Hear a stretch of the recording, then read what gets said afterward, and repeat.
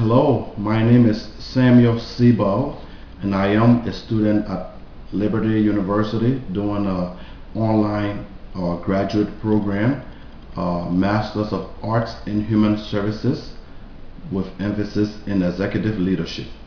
And this is my final project for uh, Human Services 508.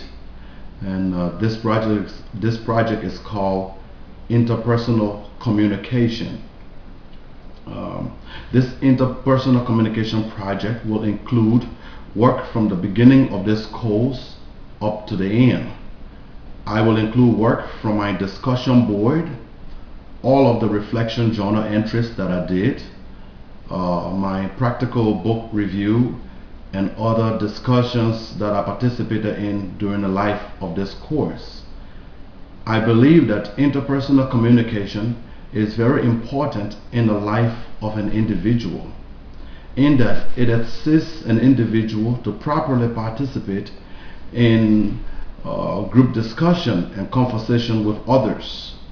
Not only interpersonal conversation or communication, but good and quality interpersonal communication is vital to the development of anyone who wishes to foster good working relationship with other people.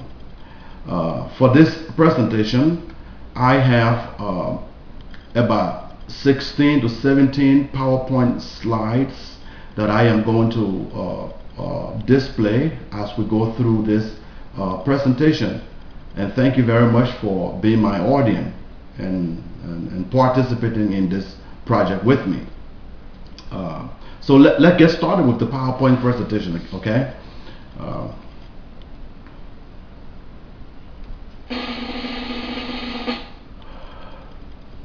PowerPoint presentation is HSER 508, final project, interpersonal communication.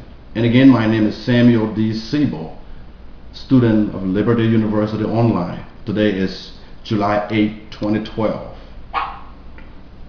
Introduction. This PowerPoint presentation would include work from the beginning of this course to the end, such as, like I said, discussion board, reflection journal entries, and my practical book review. I will also include some discussions that I had with some of my colleagues at work and excerpt from our textbooks. In this PowerPoint, I will provide the overarching goal for my life as it relates to interpersonal communication and work in human services career. The overarching goal for my life: to be a good interpersonal communicator, to be a good listener, to adhere to the conversational method, to adhere to the conventional method of communication, to effectively follow the speaker-listener pattern, to properly prepare myself for career in human services, to self-disclose that which is necessary for growth and enlargement of the conversation, to partner with intellects who will assist me become more of an intellectual person who will serve the career of human services well, to be able to effectively communicate in crisis situation, enlarging the conversation, relearn the forgotten skill of listening, taking turns in listening and speaking, practicing responsible conversation pattern, speaking only when spoken to, make meaningful contribution in my inputs, to consider the feelings of other people involved in the conversation with me, a background and behavior blend. According to Cornwell, in his book, this is Cornwell's book, How to Solve the People's Puzzle, Understanding Personality Patterns. We talk about the behavior blend, and for me, I am what you call the ISD personality figure. This means I for the I, inspiring, influencing, interactive, impressing, etc. For my S, I am stable, steady, security oriented, servant, submissive, and etc. For my D, I am demanding, dominating, determined, decisive, etc. Background and behavior blend continues. I am from Liberia, West Africa, a nation that experienced 13 years of civil war. I lived for 10 of those 13 years in Liberia. I have very traumatic experiences that have altered my interaction with others. Sometimes I can be temperamental and arrogant in my interaction with other people. I assume leadership position at a very early age. Potential barriers in interpersonal contexts. Levels of listening according to Burley Ellen. Now this is Burley Ellen's book. This is Burley Ellen's book, and it talks about listening, the forgotten skill, a self-teaching guide. She talks about empathetic listening. Listeners refrain from judging the talker. She also talks about hearing words but not really listening. Stay at the surface of the conversation and do not understand the deeper meaning. And the third point talked about listening in spur, tuning in and tuning out, being somewhat aware of others but mainly paying attention to oneself. Potential barrier in interpersonal context continue. Not being a team player is a barrier. Wanting to dominate the conversation. According to Lott, which is one of the peer journal article that I use, disregarding cultural influence on interpersonal communication is a barrier.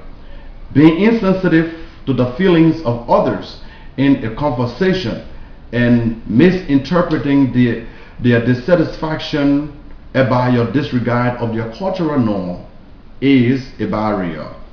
Failing to allow the conversational method, the conventional method of conversation to take effect in your conversation with others is also a barrier. Identifying and providing solution to noise pollution has the potential to disrupt the quality of interpersonal conversation. That's what noise does. When people are unable to make sense of each other's saying in a conversation, that also becomes noise pollution. One must learn to listen in order to solve the problem of noise pollution. People who are very talkative appear to be the provider agent of noise pollution. I'm going to move a little bit faster. Plan of action with overarching goal in mind. To accomplish good interpersonal communication skill, one must be open-minded. Sometimes self-disclosure is helpful in developing a healthy communication with others. Must learn to practice active listening so as to digest what is being said and make proper comments that will be helpful to the group. Plan of action again continues with overarching goals in mind. My future goal is to achieve effective interpersonal communication skills, to be able to enlarge a conversation with whomever I am charting, to provide meaningful contribution toward relationship development, to relearn the forgotten skill in conversation such as listening, taking turns while talking. Plan of action continues.